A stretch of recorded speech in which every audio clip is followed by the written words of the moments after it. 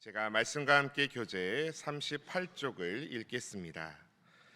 48편의 시인은 시온에 거하시는 왕이신 하나님을 찬양합니다.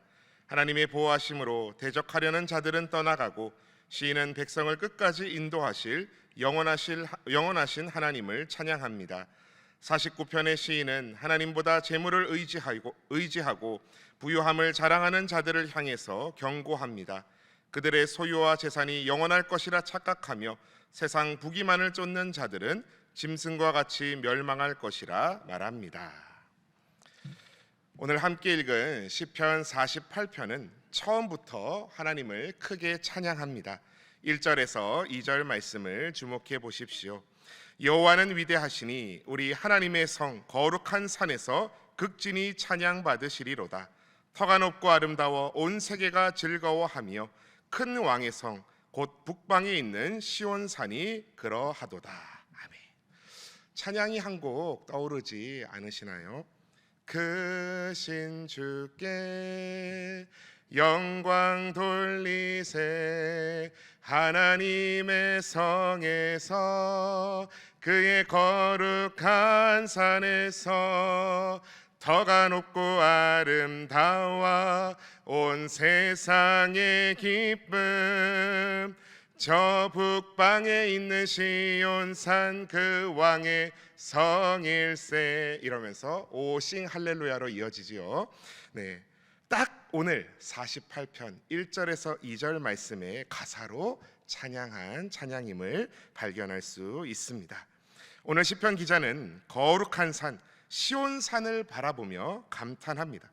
그러나 그 감탄은 산이 아름다워서 예루살렘이 잘나서 감탄한 감탄이 아닙니다. 다름 아닌 거기에 하나님께서 계시기 때문에 감탄하였던 것입니다. 예루살렘은 당시 세계적인 강대국의 수도가 아니었습니다. 애굽처럼 거대한 문명이 있었던 것도 아니고 아수르처럼 막강한 군대를 가진 나라도 아니었습니다. 지리적으로 보면 오히려 강대국 사이에 끼어 있는 작은 나라라 할 수 있었습니다. 그런데도 이스라엘은 수백 년 동안 살아남았습니다. 그 이유를 시편 기자는 아주 분명하게 말합니다. 3절 말씀을 보십시오. 하나님이 그 여러 궁 중에서 자기를 요새로 알리셨도다. 요새라는 말은 단순히 성벽을 말하는 것만이 아닙니다. 전쟁이 일어났을 때 백성들이 마지막까지 몸을 숨기는 가장 안전한 곳을 말합니다. 다윗도 이 단어를 참으로 좋아했지요. 그가 실제로 수없이 도망 다니던 삶을 살았기 때문입니다. 사울을 피해서 광야로, 엔게디로, 십광야로, 아둘람 굴로 도망쳤지요. 그러나 그는 점점 깨닫게 됩니다. 아, 진짜 피난처는 동굴이 아니라 하나님이시구나. 3절의 공동 번역본은 조금 더 실감나게 다가옵니다. 제가 봉독해 드립니다.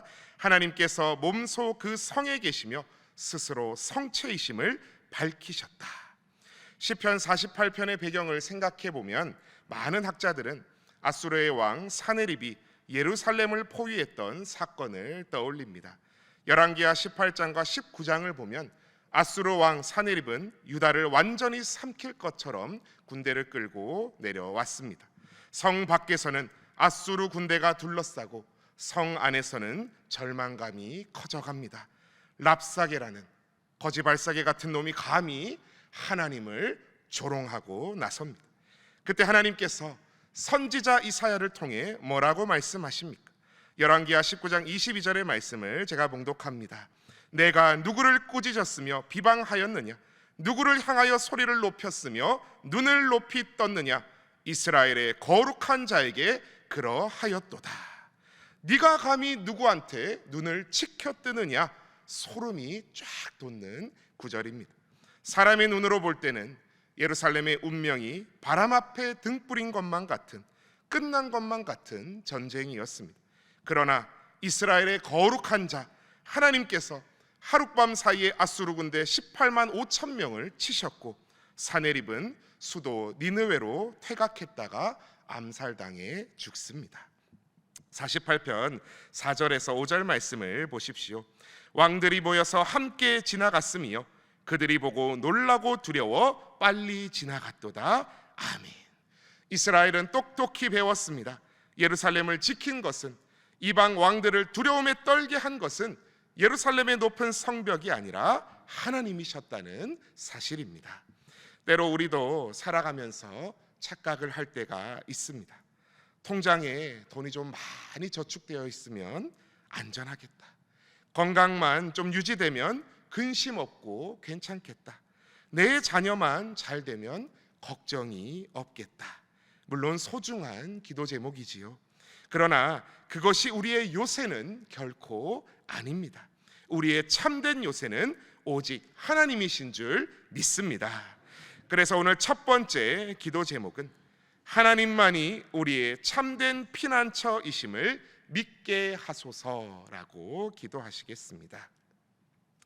하나님만이 우리의 참된 피난처이심을 믿게 하소서. 사랑하는 신일의 성도 여러분, 우리는 인생을 살아가면서 여러 가지 피난처를 만들려고 합니다. 그러나 하나님께서 오늘 우리에게도 말씀하십니다. 너의 진짜 피난처가 요새가 무엇이냐? 세상이 흔들릴 때도 흔들리지 않는 하나님, 사람이 떠나도 떠나지 않으시는 그 하나님을 우리의 요새로 삼고 살아가시는 저와 여러분 다 되시기를 주님의 이름으로 축복합니다. 이어지는 다음 장 시편 49편은 6절 말씀에도 나와 있지만 재물을 의지하고 부유함을 자랑하는 자를 언급합니다. 그런데 49편은 오늘 이렇게 시작하지요. 1절에서 2절의 말씀입니다. 뭇 백성들아 이를 들으라. 세상의 거민들아 모두 귀를 기울이라. 귀천 빈부를 막론하고 다 들을지어다. 아멘. 보통 돈에 대한 이야기는 가난한 사람들에게만 필요한 것처럼 생각하기 쉽습니다. 그러나 시편 기자는 그렇지 않다고 이야기합니다. 부자도 들어야 하고 가난한 사람도 들어야 합니다. 높은 사람도 들어야 하고 낮은 사람도 들어야 합니다. 왜냐하면 재물의 문제는 돈의 많고 적음이 아니라 무엇을 의지하며 살아가는가의 문제이기 때문입니다. 6절 말씀을 49편 6절 말씀을 주목해 보십시오. 자기의 재물을 의지하고 부유함을 자랑하는 자는, 여기서 우리는 재물보다 의지하고라는 단어에 주목할 필요가 있습니다. 사실 재물은요, 돈은요, 하나님의 선물입니다. 성실하게 일한 대가이기도 하고 가정을 돌보고 이웃을 섬기는 귀한 도구이기도 합니다. 성경은 부자가 되는 것 자체를 죄라고 말하지 않습니다. 그러나 문제는요, 어느 순간 돈이 하나님의 자리를 대신하게 되는 것입니다. 생각해보면 우리는 참 쉽게 무엇인가를 의지합니다. 통장 잔고가 재물이 넉넉하면 마음이 조금 놓이고, 좋은 집, 좋은 차를 소유하면 그것이 나를 자랑스럽게 하고 안전하게 지켜줄 것 같습니다. 그래서 더 그것에 의지합니다. 더 매달립니다. 처음 집을 마련했을 때는 그 집만 있어도 행복할 줄 알았습니다. 그런데 시간이 지나면 더 넓은 집이 눈에 들어옵니다.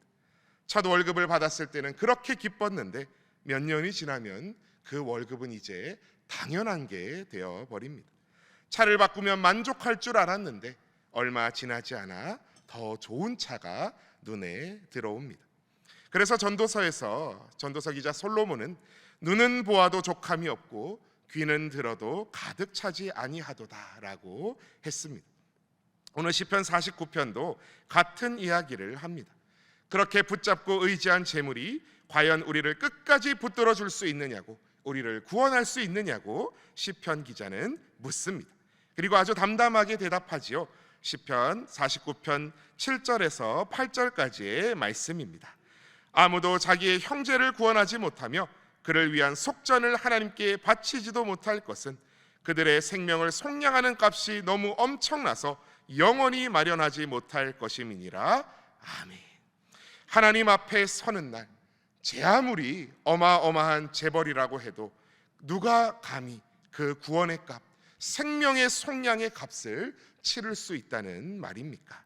어제 김대리 목사님 100데나리온의 감옥 1만 달란트의 자유라는 제목으로 설교하셨지만, 학자들에 따르면 금 한 달란트는요 대략 은 6천 데나리온으로 환산한다고 합니다.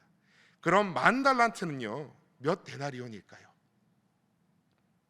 아침이라 조금 6천만, 무려 6천만 데나리온입니다. 그러면 한 데나리온을 하루 품삯이라고 이야기하죠. 그럼 만일 순수하게 우리가 하루하루 일해서 만 달란트를 갚아 나간다고 한다면 며칠이 필요할까요? 6천만 일을 일해야 됩니다. 6천만 데나리온이니까요 그냥 6천만 일을 일해야 됩니다. 그런데 장로님 얘기하셨다시피 몇 년이라고 계산을 한다고 치면 6천만 나누기 365일을 해보십시오. 몇 년이 나올까요? 저도 계산기 두드려보고 왔습니다. 무려 16만 4,383년입니다. 소수점을 제외하고도요. 우리가 100년도 살까 말까 하는데 16만 년을 일해야 갚는다? 이거는 못 갚는다는 소리지요. 예수 그리스도의 보혈의 은혜는 결코 갚을 수 없는, 다함이 없는 은혜라는 말씀인 줄 믿습니다. 그래서 시편 기자는 이렇게 말합니다. 49편 16절의 말씀입니다. 사람이 치부하여 그의 집에 영광이 더할 때에는 너는 두려워하지 말지어다. 아멘. 어떤 사람이 부자가 된다고 그 가문이 명성을 떨치는 것 같아 보여도 너는 두려워하지 말아라. 두려워하지 말아라라는 이 말은 원어로 존경하거나 부러워하지 말라는 뜻도 포함되어 있습니다. 그럼 우리가 누구를 바라봐야 합니까? 누구를 의지해야 합니까? 우리 49편 15절의 말씀을 우리 한 목소리로 봉독하시겠습니다. 15절입니다. 시작. 그러나 하나님은 나를 영접하시리니 이러므로 내 영혼을 스올의 권세에서 건져내시리로다. 아멘. 그래서 오늘 두 번째 기도 제목은 창조주요 구속주 되신 하나님만을 의지하게 하소서라고 기도하시겠습니다. 창조주요 구속주 되신 하나님만을 의지하게 하소서. 사랑하는 신일의 성도 여러분, 우리는 세상을 살아가면서 많은 것을 준비하곤 합니다. 가정을 위해 준비하고 건강도 돌보고 미래도 계획합니다. 그러나 그 모든 준비보다 먼저 해야 할 준비가 있습니다. 하나님을 의지하는, 신뢰하는 마음을 우리가 준비하는 것입니다. 그 믿음이 있으면요, 가진 것이 많을 때도 교만하지 않을 수 있고 가진 것이 적을 때에도 낙심하지 않을 수 있는 줄 믿습니다. 오늘도 갚을 수 없는 사랑으로 나를 안아주시는, 하나님만을 의지하며 나아가시는 저 여러분 다 되시기를 축복합니다. 마지막으로는 시편 48편과 49편의 마지막 절을 한번 주목해 보고자 합니다. 마지막을 주목해 보고자 하는데요, 48편은 하나님을 붙드는 사람의 마지막을 이야기합니다. 그리고 49편은 하나님 없이 살아가는 사람의 마지막을 이야기합니다. 우리 48편 마지막 14절을 함께 봉독하시겠습니다. 시작. 이 하나님은 영원히 우리 하나님이시니 그가 우리를 죽을 때까지 인도하시리로다. 아멘. 아멘이 절로 나오는 말씀이지요. 시편 기자는 하나님이 오늘만 함께 하신다, 혹은 내일까지 함께 하신다라고 말하지 않습니다. 젊을 때만 함께 하신다고도, 형편이 좋을 때만 함께 하신다고도 말하지 않습니다. 죽을 때까지 인도하신다고 말씀합니다. 양은요, 잘 아시지만 앞길을 잘 모릅니다. 어디에 풀이 있는지, 어디에 위험이 있는지 스스로 판단하지 못하지요. 그래서 목자를 따라갑니다. 우리의 인생도 그렇습니다. 내일도 모릅니다. 1년 뒤도 모릅니다. 10년 뒤도 모르지요. 그러나 하나님은 아십니다. 그래서 하나님께서는 우리를 한 번의 목적지로 이끄시지 않으시고 하루하루 이 땅의 걸음걸음을 마지막 걸음까지 우리를 인도하고 계십니다. 그래서 신앙은 다름 아닌 인도하시는 하나님을 신뢰하는 것인 줄 믿습니다. 반대로 49편 마지막은 이렇게 끝납니다. 우리 49편 20절의 말씀을 함께 봉독하시겠습니다. 시작. 존귀하나 깨닫지 못하는 사람은 멸망하는 짐승 같도다. 아멘. 사람이 제 아무리 위대하다 해도요, 제 아무리 존귀하다고 해도요, 깨닫지 못하는 사람은 짐승 같도다. 여기서 말하는 깨닫지 못한다는 것은 지식이 부족하다는 뜻이 아닙니다.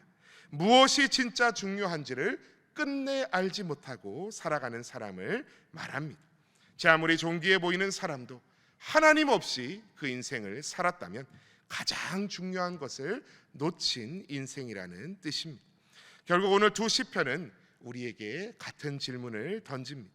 무엇을 붙들고 당신의 인생의 마지막을 맞이하시겠습니까?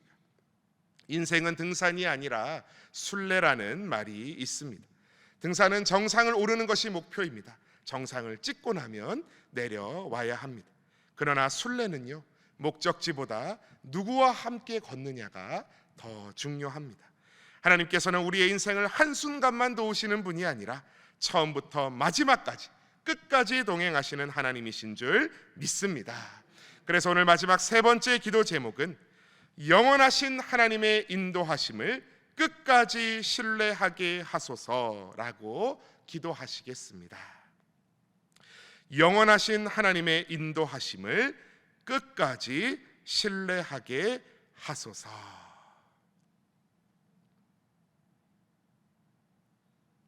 사랑하는 신일의 성도 여러분, 오늘도 내 형편보다 하나님을 더 신뢰하시기 원합니다.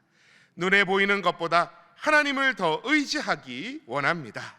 오늘 하루도, 이번 한 주도, 아니 앞으로의 인생 모두를 하나님께 맡겨드리셔서 참된 승리를 거두시는 믿음의 걸음걸음 다 되시기를 주님의 이름으로 축복합니다. 이 시간 우리 함께 기도할 때에 앞서 나눈 세 가지 기도 제목 놓고 기도하기 원합니다. 첫째로는 하나님만이 우리의 참된 피난처이심을 믿게 하소서. 두 번째로는 창조주여 구속주 되신 하나님만을 의지하게 하소서.